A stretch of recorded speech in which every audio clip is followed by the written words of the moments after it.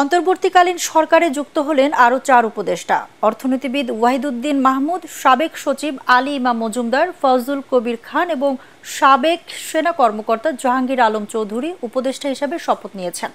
বঙ্গভবনে তাদের শপথ বাক্য পাঠ করান রাষ্ট্রপতি মোহাম্মদ শাহাবুদ্দিন। আপেল মাহমুদের রিপোর্ট।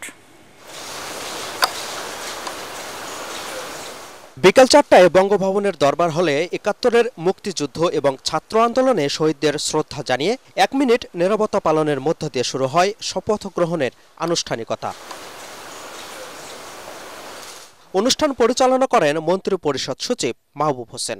উপস্থিত ছিলেন অন্তর্বর্তীকালীন সরকারের প্রধান উপদেষ্টা ডক্টর মোহাম্মদ ইউনূস সহ উপদেষ্টা মণ্ডলীর সদস্যরা।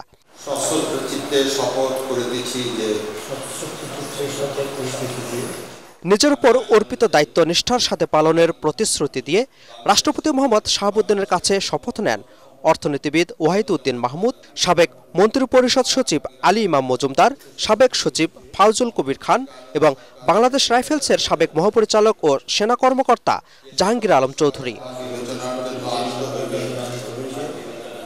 উপদেষ্টা পদ এবং গোপনীয়তার শপথে সই করেন নতুন 4 উপদেষ্টা। জাতীয় সংগীতের মধ্য দিয়ে শেষ হয় বঙ্গভবনের এই আনুষ্ঠানিকতা। এর মধ্য দিয়ে ডক্টর ইউনূসের নেতৃত্বে অন্তর্বর্তীকালীন সরকার গঠনের 9 দিনের মাথায় উপদেষ্টা পরিষদের সদস্য সংখ্যা হল 21 জন।